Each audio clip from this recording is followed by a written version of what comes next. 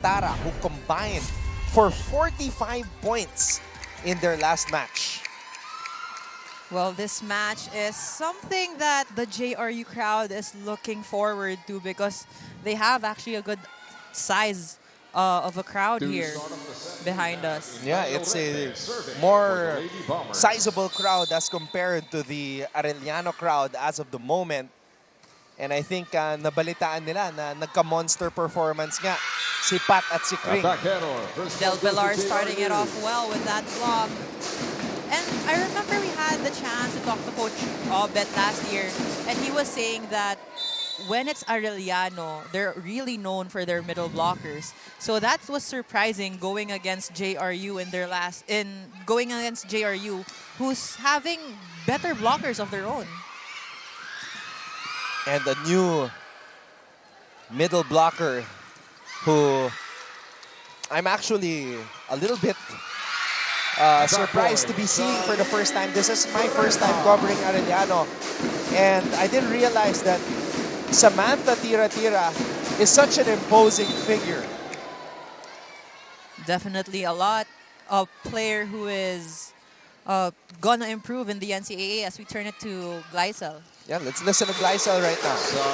The Lady Chiefs are entering today's game with momentum coming from their back-to-back wins. Pero sa kabila nito, Coach Obet Javier wants them to continue playing with grit to get more W's in order to create separation. Dagdag niya, gusto rin daw niya na ma-address nila ang kanilang communication problems but remain calm and find confidence in knowing and trusting that they are good. On the other side, eager to prove themselves after a series of heartbreaking losses, Coach Mia Joseco wants more willingness from her squad. Ibinahagi niya nga sa akin that it was really her middles that sparked the difference in their close 5-setter match against the Lady Stags. So today, they must run their defensive pattern smoothly so they can execute more plays. Balik sa inyo, Anton and Gyra.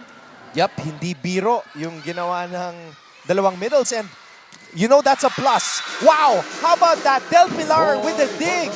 And Batara with the spike right on cue. And Gleisel was talking about confidence, and JRU is coming into this match with more confidence than they expected. Where is Shola Alvarez when we need her? She would have been so hyped by what just happened. She would always be proud of her JRU team. Good defense by Lorente. Shanine Preta, cross court, dug up from the back. Sam on the drop, could not hit that the way she wanted to. There's the pickup from the back row. Moming, picked up by Deala. This is a very active JRU unit, especially on the floor defense. They're all calm, composed, and going against AU, it looks like it's no problem for this JRU squad. 5-1. What a start for the Rizalians. Let's see if they can sustain this kind of momentum, but I'm liking the activity so far. Looking for Arellano for a comeback, and they're getting that point. And that's the thing about Arellano, Gyra. They have two players that they can just toss the ball to, and it's like at least 60% chance of success. And with JRU at that, they're looking for someone who would, of course, have that same success rate for their team. Right now, ang tumatayo bilang go-to girl is Nicole Deala. And I'm happy to see that she's in high spirits because in the previous match, she had several opportunities to score crucial spikes, but she wasn't able to deliver. And you know that she remembers that and she wants to make up for it.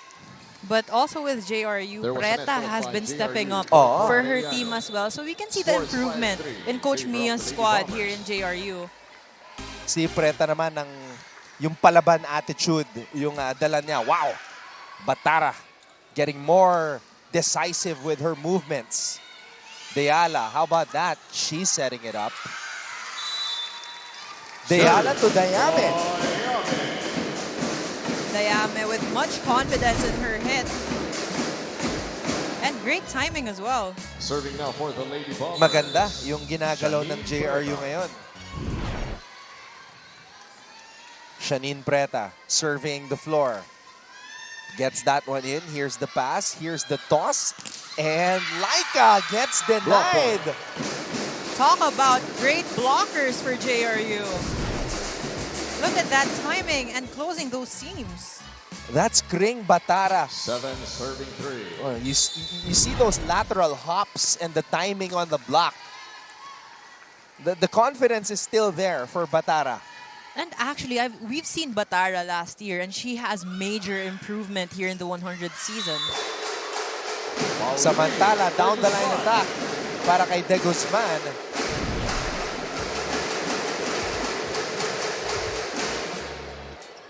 Now serving Samantha Tira. The rookie, 5'11", Sam Tira. Deala, there you go. Just breaking the hands of those blockers. And we have a technical timeout. First JRU technical timeout of the surges set. ahead 8-4.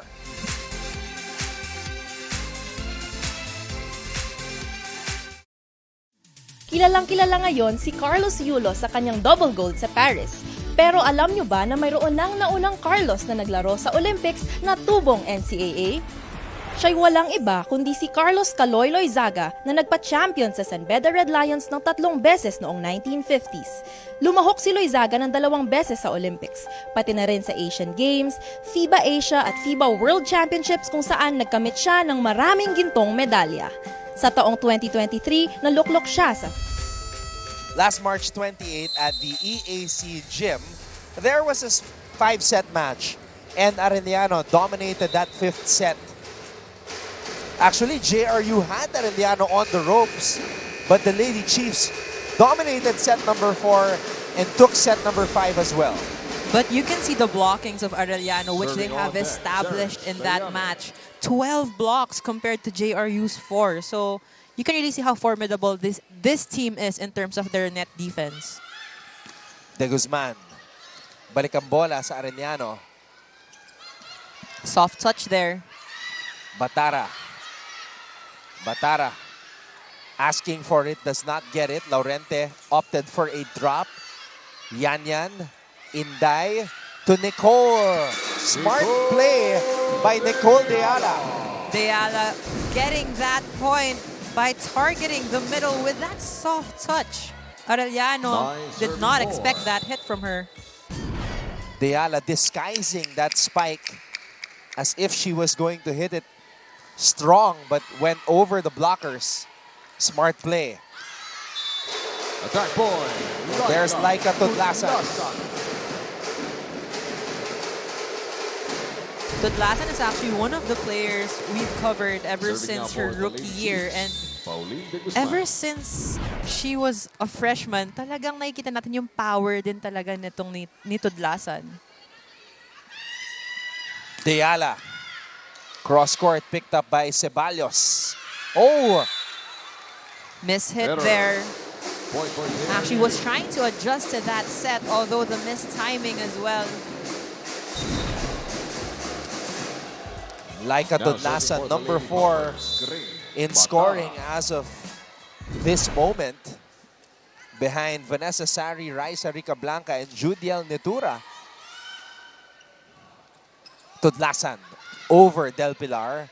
Laurente. Deala. Wow! Nicole. And what I've noticed with JRU is that they're not really going for those powerful hits, but they're going above the blockers for those touches. Number 1, Adante. For Arellano has been having a hard time covering these hits. So a change-up here with the Arellano setter. The graduating Casey Adante is now in for Domasic, the rookie. Laurente to the hot hand. Good Nicole defense. Dayame. Wow! Well, this is what we've been talking about earlier. JRU just knows where to target their hits.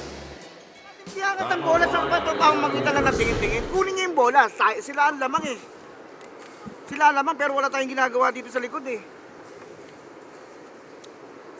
Kasi, wag mo lang madaliin. Di ba rin tumaas lang ang bola, wag lang mabilis.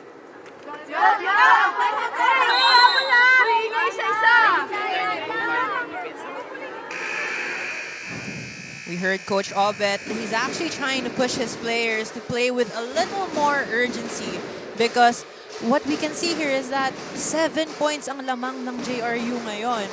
And also, he also told his setter to have more relaxed sets kasi masyadong nagiging mabilis. Coach Obet Javier is trying to steer his Arellano Lady Chiefs back to prominence before this Benil dynasty. It was Arellano's league. Of course, Arellano wants to get back on track and be part of the top 2 again, like before, like you said. There was a stretch where they were in the Final Four for 8 straight years, and then 6 finals appearances and 4 championships. That's what Coach Obet Javier has done for Arellano, but past couple of years have been rocky. That's still good. Balik ang bola sa Arellano side. Laika. Oh! Laika Tudlasan gets a point. Good play for Arellano. Tudlasan hitting from the back row on the right side.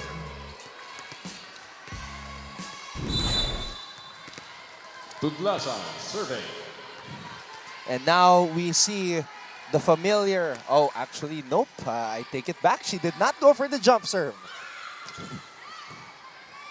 But ever since she was a rookie and we started covering her in season 98, she would go for that Mark Espejo inspired jump serve. Mark Espejo inspired because she did mention to us that growing up and coming into the collegiate league, siya talaga yung idol niya. So now, Laika is... well, maybe it's because they're trailing. Right now, Arellano down by 4. She's going for those short services. And there you go, an attack from the middle. Faye Mangubat.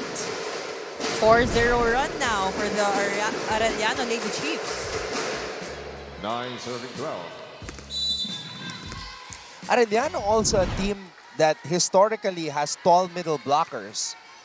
So now you have Mangubat and Sam. Well, Coach Obet has been training his players a lot. And he also handles the high school girls volleyball team. So, dumediretso na rin sila into the collegiate program. Timeout by JRU. Natin to eh. Pag andito si Inday, pagkatapos eto si Pat, saan dadalhin yung bola? Saan natin, di ba dito?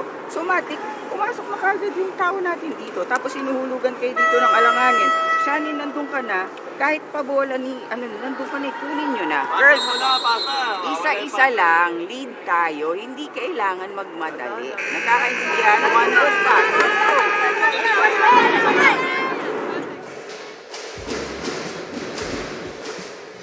Well, what Coach Mia said earlier, if sina Coach Obet, he's urging his players to play with more urgency. Tudlasan Well, serving. on Coach Mia's side, she wants her players to play more relaxed because they're getting quite panicked here and getting stuck at 12.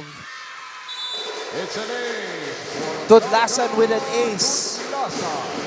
And although she's not going for her usual jump serves, but now a jump float, she's still scoring from that service line. Number 10, Ramos for number 4 points for Laika Tudlasan. And now Ramos 11. is on the floor para dito sa JRU wearing jersey number 10, Zarina Ramos.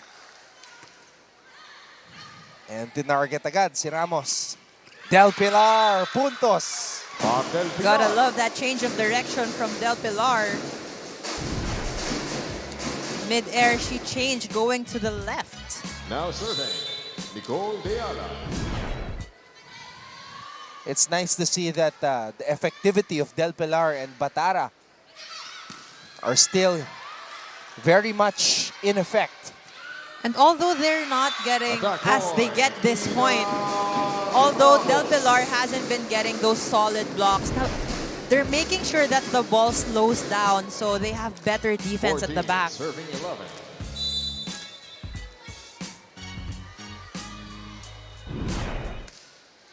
JRU ahead by 3. Adante. That's still good. Wow. No one was there. Good hit by By Arellano. Moming Padillon.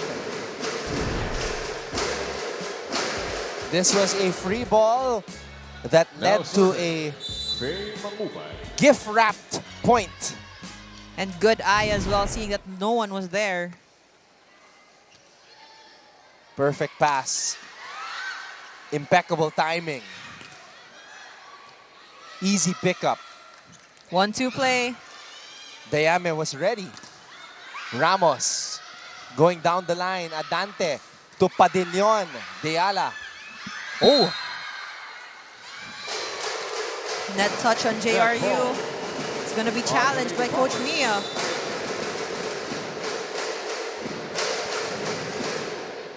tumuro agad si Pate. She was Na. very sure of it. Oo. Na ang may tumama sa net is an Arellano player. That's Erica De La Cuesta, who played for JRU in the lineup 2 seasons ago. Daughter of basketball legend Eric De La Cuesta. One of our ageless basketball players here in the Philippines. And right now, JRU, although they are up by 2 points, and if we can remember in their first round meeting, it was 27-25 where they won that first set. But the problem is with JRU is they lose their steam in the middle of the match. So they have to be more consistent here, Anton.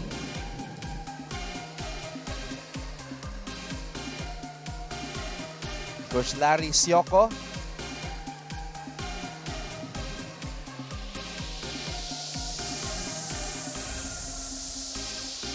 Yeah, losing steam has been JRU's problem in all of those almost wins for the Lady Bombers. If they had that finishing touch, it would be a very different win-loss record for them. Okay. Oh, Actually seemed like it was the ball. After Oh, the review, there was a net touch. Challenge there was a net touch unsuccessful. under. The JRU Lady Bombers have one challenge left for this set. so Coach Mia Still questioning that, actually. double checking.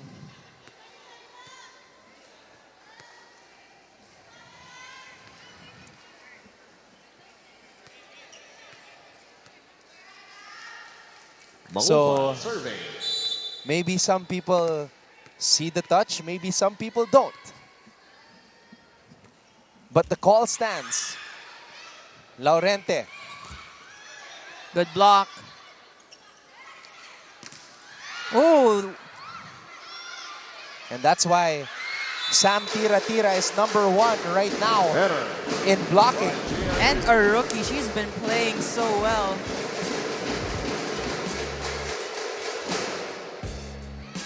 Tsaka yung ano eh, Scores yung, now, yung 0-14. aura ni Sam, it's not that of a rookie. She stands very tall and confident. Laurente. Del Pilar gets roof. Block point. Sam at it yet again from the middle.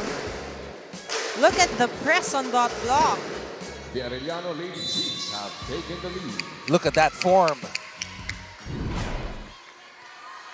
Arellano takes the lead, Gyra. JRU tries to get it back though. Moming on the drop. Drop ball. And during that timeout earlier, that's what coach was saying. Yung coverage nila sa gitna yung nawawala. Second technical timeout. of the 16 to set. 14 in favor of the Lady Chiefs. They take the driver's seat.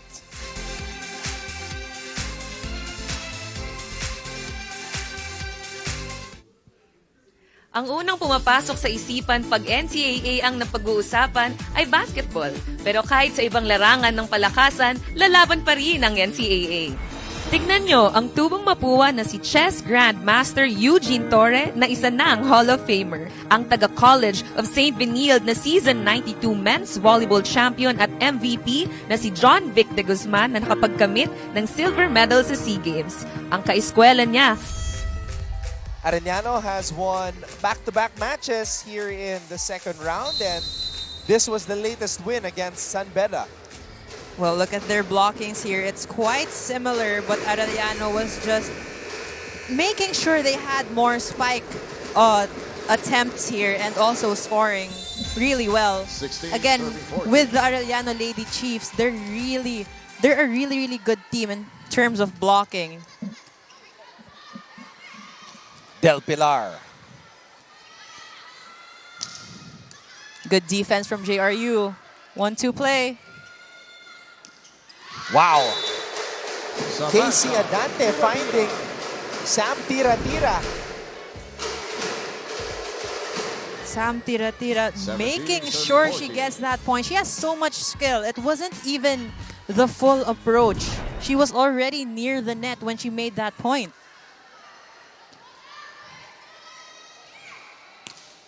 Ramos, cross court. Padillon down the line. So much power in that hit. And also seeing that down the line blocking of Lorente 18, was a serving much 40. better target. Meron ng 6 na puntos. Si Moming. Already with a 7-0 run for the Lady Chiefs as well. Nako, napako yung JRU sa 14. Adante. To Sam. Ramos. Nina Ramos. JRU now has a full front row with Lorente on the service line. Lorente serving. Sharp serve. Adante. To Sam Tira-Tira. And she puts it away. And what's been working for Arellano is their defense and reception. So they always get to activate their middle blockers. JRU, number 9, Preta for number 10. Adante Serving and for the Lady Chiefs, Tira-Tira JC seem to have Adante. a solid connection between themselves. Oh, Service yun set. lang. Straight to the net.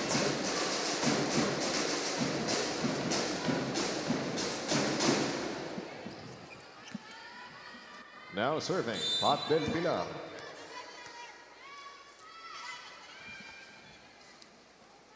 (1916). Good pass. Back set to Padillon. Moming Padillon is one of the best in the NCAA at doing this. Yung mga The Lady biglang Chiefs are drop now ball advancing. niya. And she Padillon changes things serving. mid-air. You would think that she would go for those hard attacks. But then again, whenever she would see that hole in the defense of the other side, she makes sure to put it there. She's also a beach volleyball player. So she does have that skill of placing the ball where she wants it to go. Bakit? Dahil hindi nyo na alam kung anong gagawin nyo. Relax. Andun yung court ko. Isa-isa, ginagawa lang sa practice, ang gawin nyo dito. Tinatapatan na yung middle, anong gagawin ng middle? Huwag pa cross, harap, para may options kayo. Tara, tara.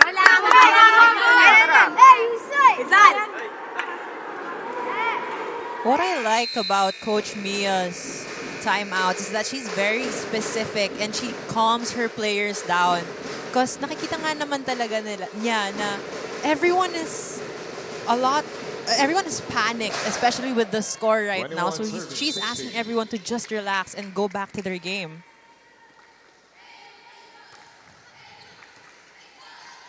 Laurente. Cross court for Dayame. Now it's Arellano's turn. Things are really looking well here for Arellano with a good lead at that.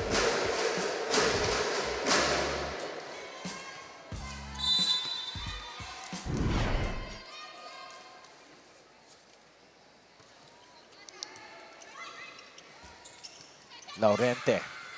Free ball. Back set. Just too wide for Padillon.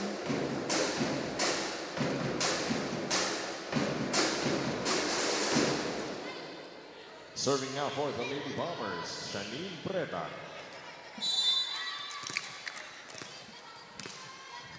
(22-17). Arellano was trailing for majority of this set. Tira-tira. A violation from JRU again. By JRU.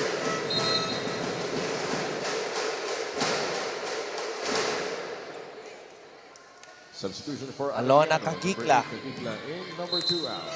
Now in for AU. Number 7, Silverio for number 16.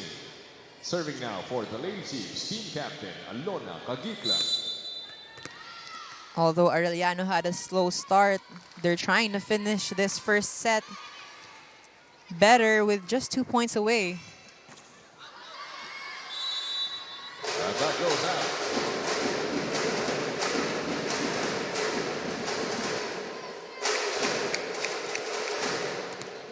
Set point for AU. Substitution for JRU, number 3. If I were for number 8. on the coaching staff of JRU, I would be afraid to take a look at the stat sheet at the end of this first set with all the errors that they've been giving up. It's been piling up here. They had a good start. Hasareno, not over. Attack error.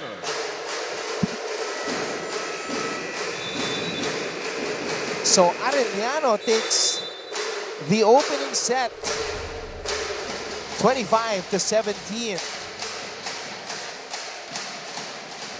You're watching NCAA Season 100 Volleyball, and we will be back for set number 2.